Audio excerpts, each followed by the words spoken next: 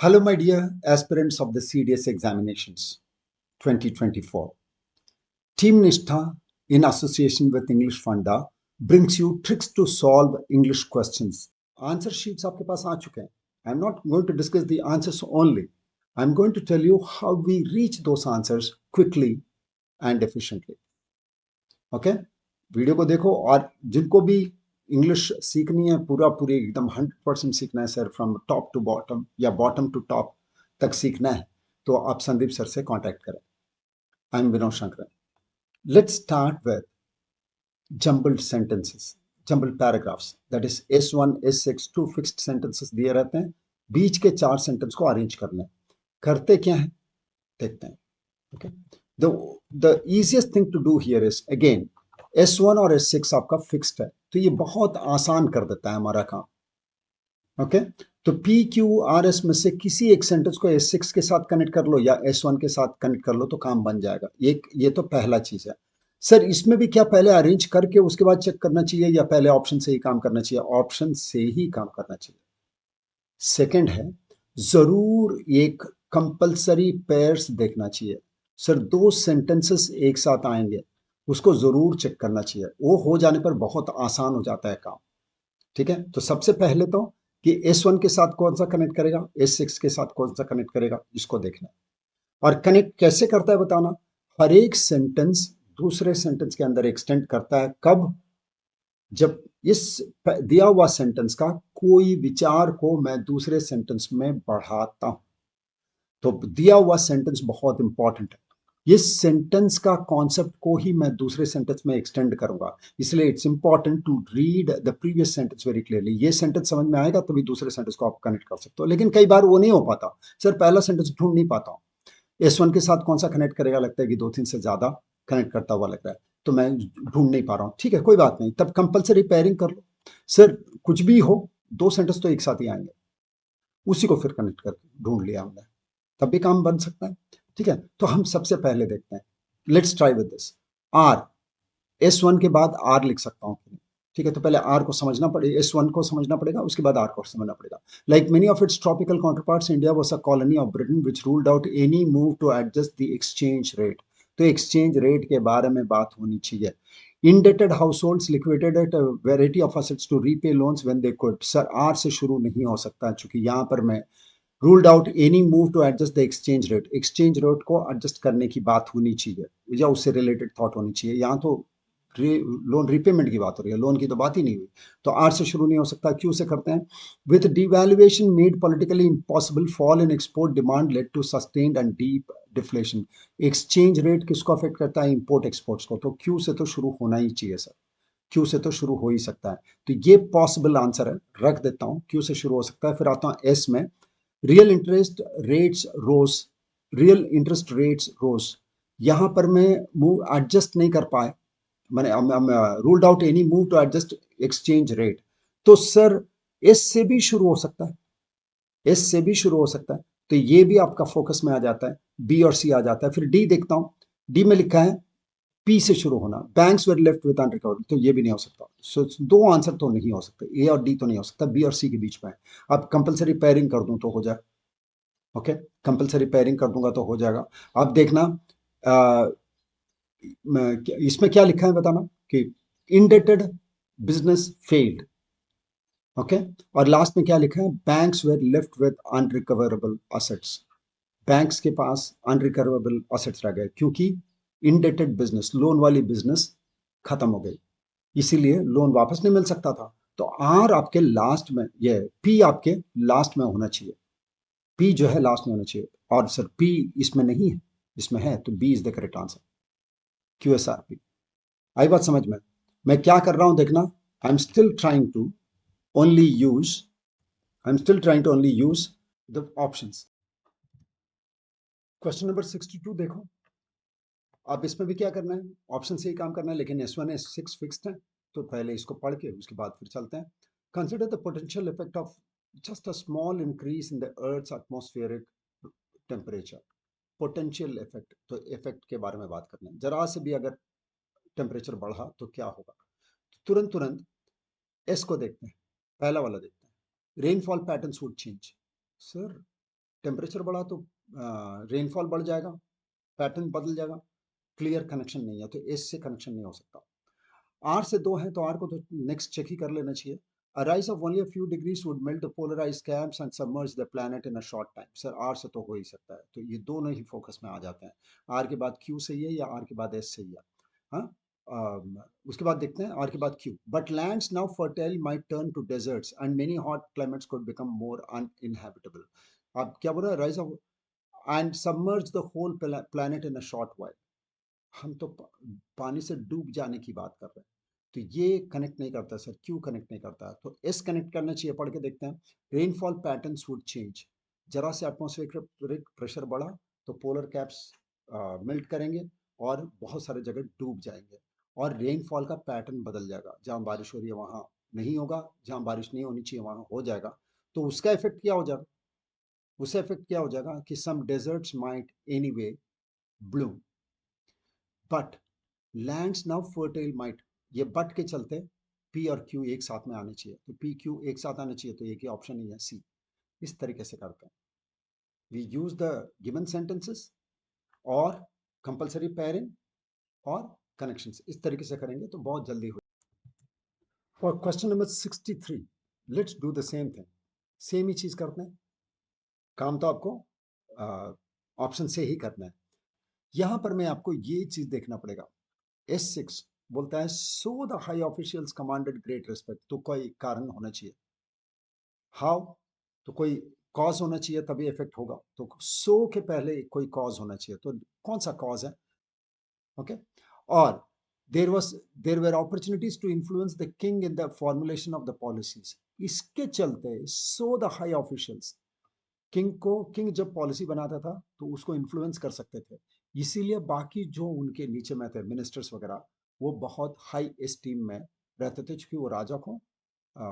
So S must be the last sentence, तो S के साथ तो और कोई है भी नहीं सर, तो बी आंसर होना चाहिए absolutely. Use the options and use the given prompts. S1 और S6 को प्रॉम्प्ट बोलते हैं, जिससे कि हमको आइडिया लग जाता है किसके साथ कौन सा जुड़ना चाहिए।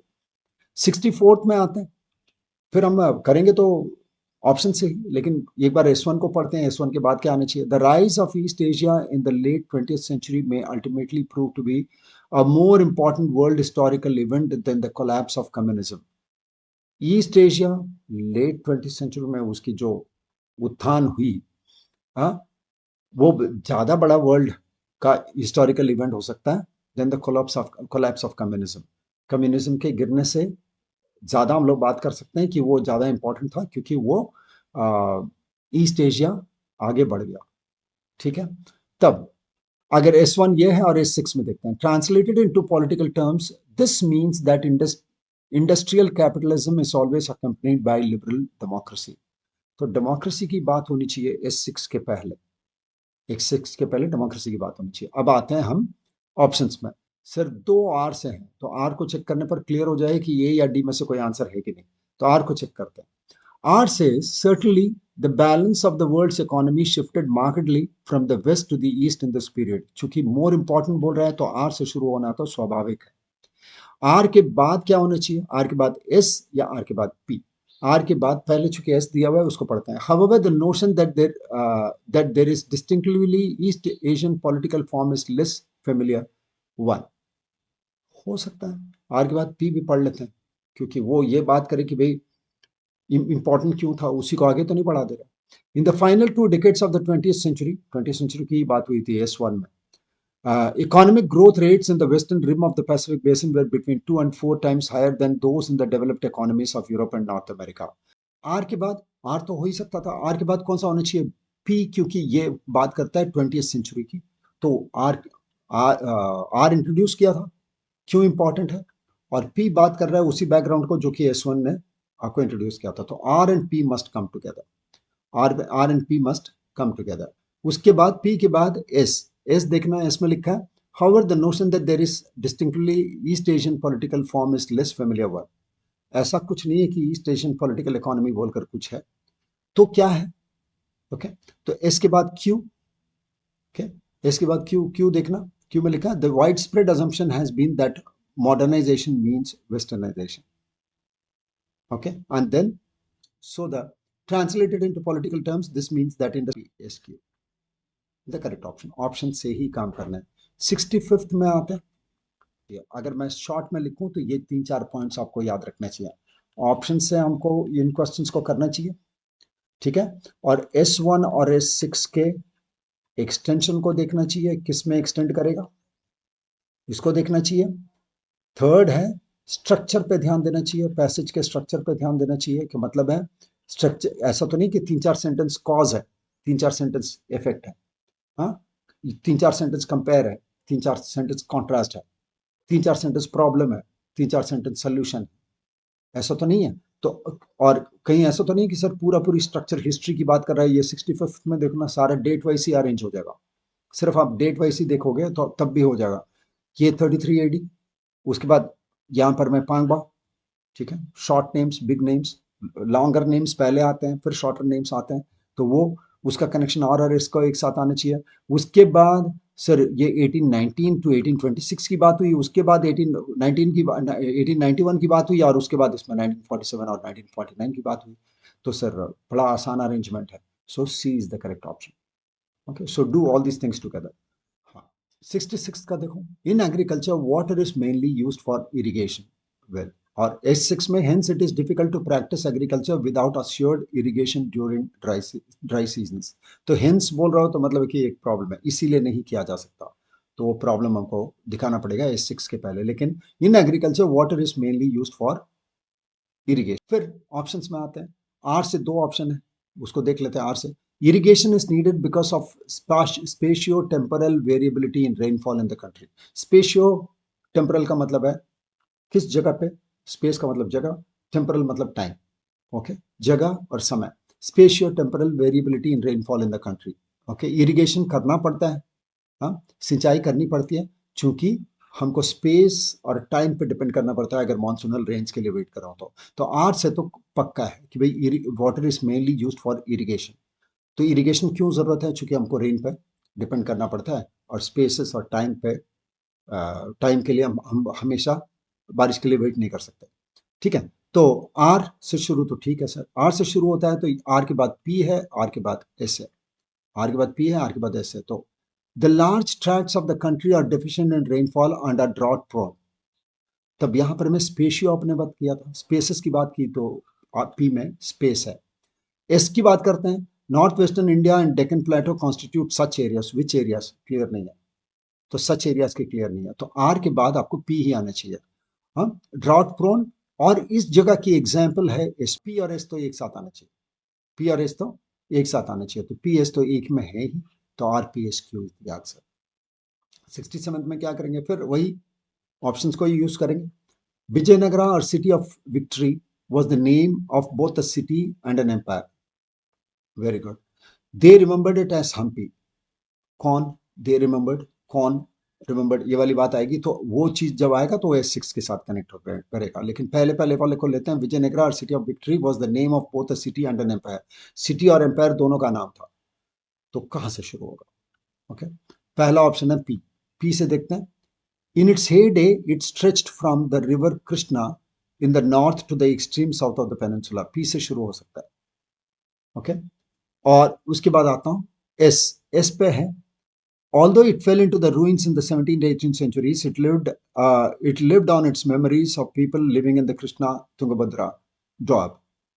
ठीक है, तो एस से शुरू नहीं हो सकता सर, चूंकि आप नाम की बात कर रहे हो और यहाँ रूइंस की बात कर रहे हो, वो जब बिगड़ने लगा, अभी तो शुरुआत ही किया आपने, ठीक है.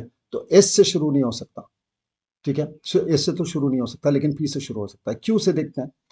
ओके, क्यू से देखते हैं. The empire was founded in the 14th century. यहाँ एम्पायर की बात कर रहा हूं. The empire was founded in the 14th century. Q looks to be a good starting sentence. P also looks to be a good starting sentence. तो इन दोनों में देखते हैं. फिर R को देखते हैं. R में in 1565 the city was destroyed and subsequently deserted. Again आप टूटने की बात कर रहा हो, आप इसकी बात नहीं कर रहे हो कि अभी भी तो इंट्रोड्यूस किया है. तो Q या R में, P में से कुछ होना चाहिए. P में बोला in its head it stretched from the river this one. तो पहले क्या लिखना चाहिए, फाउंडेशन लिखना चाहिए, उसके बाद उसके फैलाव को लिखना चाहिए. तो क्यू से शुरू करेंगे तो आंसर हो जाएगा क्यू पी आर एस, क्योंकि और कोई भी क्यू से शुरू नहीं है. 68 क्वेश्चन में हो. During the past decades, many organizations in both the manufacturing and service sectors have faced dramatic changes in their business environment. Okay, changes in the business environment. तो उसी के बारे में ही बात करना पड़ेगा. To succeed in today's highly competitive companies have made customer satisfaction an overriding property से शुरू हो सकता है, लेकिन पी तुमको कस्टमर सेटिस्फैक्शन को इंट्रोड्यूस कर रहा है आज के जमाने में. ठीक है, और ये सेंटेंस बोल भी रहा है कि बहुत बड़ा चेंज लाना पड़ा है. तो अभी का चेंजेस क्या आ गया कि कस्टमर सर्विस पे फोकस ज्यादा बढ़ गया, तो हो सकता है पी शुरू करता हो. आर से देखते हैं. Deregulation and extensive competition from overseas companies in domestic markets have resulted in a situation in which most companies now operate in a highly competitive global market. Sir R भी हो सकता है. क्या बोल रहा हूँ, dramatic changes in their business environment. कैसे आया, तो ये कारण बताता है. पी क्या बताता है कि आज के एनवायरनमेंट में सक्सीड करने के लिए क्या करना पड़ेगा. ये कारण नहीं बता रहा कि ये बिजनेस एनवायरनमेंट में चेंज क्यों आ गए. तो पी और आर के बीच में अगर हम सोचें कि कौन सा पहला आएगा, तो R is a better sentence because R tells you the reason for the changing environment. ठीक है, तो R is a better sentence. ठीक है, तो ये हो सकता है sir P is not such a good sentence. फिर एस से देखते हैं. At the same time there has been a significant reduction in product life cycles. Sir ये life cycles arising from technological innovations and the need to meet increasingly discriminating customer demands. At the same time, मतलब इसके पहले आपने और एक कोई reason बताया होगा, तो एस से शुरू नहीं हो सकता. रीजन तो इसमें भी है, लेकिन पहले रीजन देने के बाद, तो शायद आप एस लिखने के बाद, एस लिखने के बाद आर के बाद पहले एस लिख दो. रीजन पहला रीजन लिख दिया, उसके बाद एट द सेम टाइम कर सकता हूं, लेकिन एट द सेम टाइम से शुरू नहीं कर सकता. आर एस हो सकता है, एस आर नहीं हो सकता. फिर क्यू से देखते हैं कि क्या सर क्यू में क्या लिखा है. They have also adopted new management approaches and manufacturing companies. ये तो फिर अप्रोच की बात कर रहे हो कि भाई इसमें सर्वाइव करने के लिए वो क्या कर रहे हैं. कारण नहीं बताया, तो कारण ही पहले आना चाहिए. तो सबसे बेहतरीन आंसर हो जाएगा B, R S P Q. पहले कारण बताया, उसके बाद वो क्या कर रहे हैं, क्यों ये चेंजेस आया, और अब उनको क्या करना पड़ रहा है, उसके लिए चेंजेस के चलते उनको करना क्या पड़ रहा है. तो are S P Q is the correct option. 69th question में आते हैं.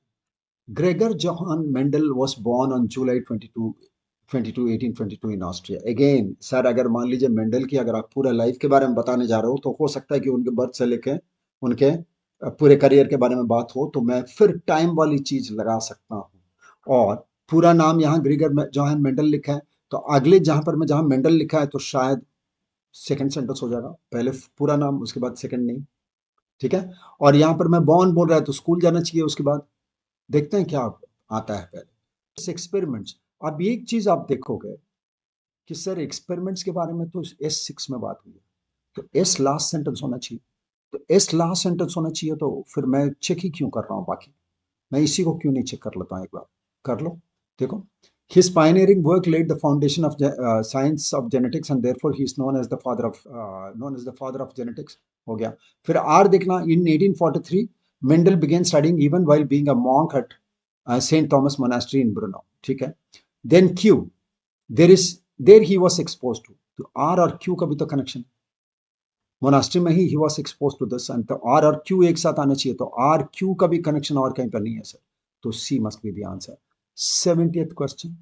इसको देखो, फिर सेम चीज करना है. S1 के साथ या S6 के साथ कनेक्शन ढूंढना है, उसी से ही आधा से काम ज्यादा बन जाता है. Mahatma Gandhi found in salt a powerful symbol that could unite the nation. ये अच्छा खासा डिमांडिंग क्वेश्चन है. RPQS हो सकता है, तो PQSR भी हो सकता है. दोनों ही बहुत अच्छा कनेक्शन है. तो दोनों ही अच्छा बन सकता है, क्योंकि यहां देखो पी क्यू एस का कॉम्बिनेशन तो सही है. पी क्यू एस का कॉम्बिनेशन ए में भी सही है, सी में भी सही है. तो आर को कहां रखा जाए सर, शुरुआत में या लास्ट में. तो आर के बाद लास्ट सेंटेंस पढ़ के देखो, क्लियर हो जाएगा. Salt was something consumed by the rich and the poor alike, and it was one of the most essential items of food. The tax on salt and the government monopoly over its production, Mahatma Gandhi declared, revealed the most oppressive face of the British rule. तो वो तो खुद तो खाते थे पैसे वाले, और जिनके पास नहीं था. तो R as the last sentence works better. So instead of saying C, let's mark A. This was the most difficult question in this year's paper, क्योंकि दो ऑप्शन बहुत क्लोज लग रहे हैं.